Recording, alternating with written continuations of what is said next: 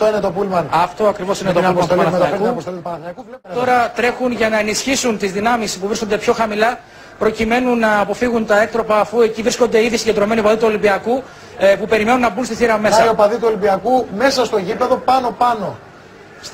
Στο τέρμα των εξεδρών που έχουν καταλάβει. Ακριβώς. Υπάρχουν λοιπόν αποδοκιμασίες. Πετάνε και μια φωτοβολίδα από ό,τι βλέπω τώρα προς το πούλμαν του Παναθηναϊκού. Πέφτουν εκεί και κάποιες πέτρες. Οι αστυνομικοί προσπαθούν να αποθήσουν, να τραβήξουν πιο πίσω τους οπαδούς του Ολυμπιακού για να ανοίξουν τον δρόμο στο πούλμαν να προχωρήσει. Πέφτουν διάφορα πράγματα εκεί, μπουκάλια, πέτρες. Το λεωφορείο τελικά φαίνεται πως καταφέρνει να στρίψει. Βλέπετε και άλλη μια φωτοβολίδα τώρα που εκτοξεύεται από κάποιους οπαδούς του Ολυμπιακού. Μοιάζει με πεδίο μάχης εκεί μπροστά το τι γίνεται με το πούλμαν του. Δεν ξέρω να ακούμε, δυστυχώς εδώ είναι ζώνη μάχης. Ο Παναθηναϊκός ακόμη είναι κλωβισμένος μέσα.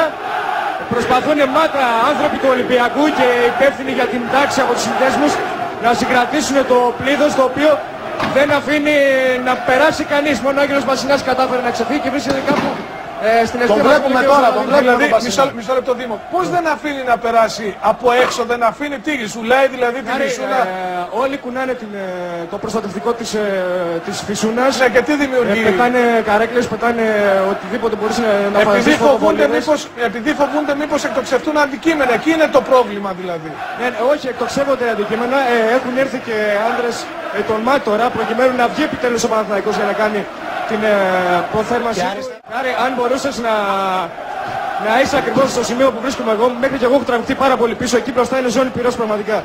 Δεν υπάρχει ούτε μία της 100 πιθανότητα να βγει κάποιος άνθρωπος από εκεί αλόβητος. Την άφηξη του πούλμαν που μετέφερε την αποστολή του Παναθηναϊκού και που βεβαίως δέχτηκε επίθεση με αντικείμενα από τους οπαδούς του Ολυμπιακού που ήταν συγκεντρωμένοι έξω από το γήπεδο, κυρίως από πάνω από τις εξέδρες.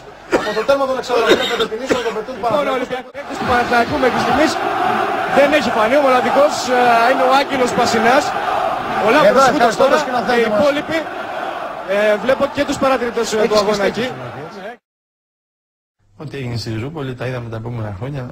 Είδαμε ότι όποιος ήταν ορισμένος, είχε οριστεί μάλλον σε αυτό το παιχνίδι, είτε να κάνει τον παρατηρητή, είτε να κάνει το διευθυντή αστυνομίας στην περιοχή, δουλεύει στον Ολυμπιακό. Δεν είναι τυχαίο μετά, δεν είναι τυχαίο όλο αυτό.